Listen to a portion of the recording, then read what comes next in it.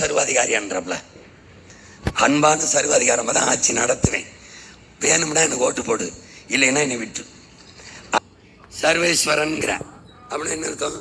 சர்வ ஆற்றலும் கொண்ட இறை, சர்வ ஈஸ்வரன், சர்வ அதிகாரம், முழுமையான ஆளுமை, முழுமையான அதிகாரம், எல்லாம் பெற்றவன் சர்வேஸ்வரன். சர்வேஸ்வரன் என்ன கேட்டாலும் தீர்த்து வைப்பான். இப்ப சர்வாதிகாரம், நீ என்ன பிரச்சனைனாலும் தீர்த்து வைக்கணும், அதுதான் சர்வாதிகாரம்.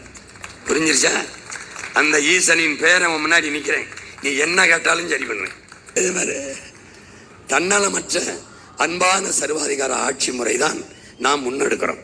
சர்வாதிகாரம் என்றால் உங்களுக்கு தெரியும், ஒரு ஒழுங்கு, ஒரு கட்டுப்பாடு. இப்ப சர்வாதிகாரத்திற்கும் தீவிரவாதத்திற்கும், சர்வாதிகாரத்திற்கும் கொடுங்கோன்மைக்கும் என் மக்களுக்கு வேறுபாடு தெரியல. சர்வாதிகாரம் வேறு, கொடுங்கோன்மை வேறு, அது வழங்கணும்.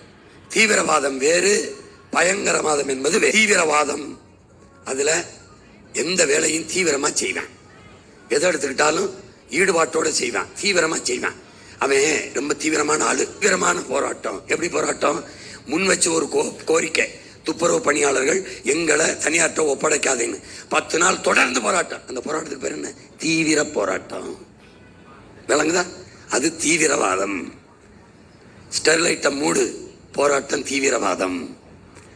அந்த கோரிக்கையை ஏற்று நிறைவேற்றி கொடுப்பது சர்வ அதிகாரம் படைத்த ஆட்சியின் கடமை. சர்வ அதிகாரம் அது செய்யல.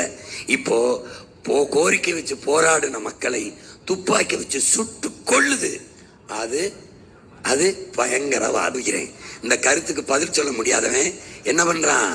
என்னைய குண்டாசுல தூக்கி உள்ள போட்டு அடைக்கிறான்ல, கருத்தை, அது பயங்கரவாதம். ஒரு நேர்மையாளன் சர்வாதிகாரியாகத்தான் இருக்க முடியும்.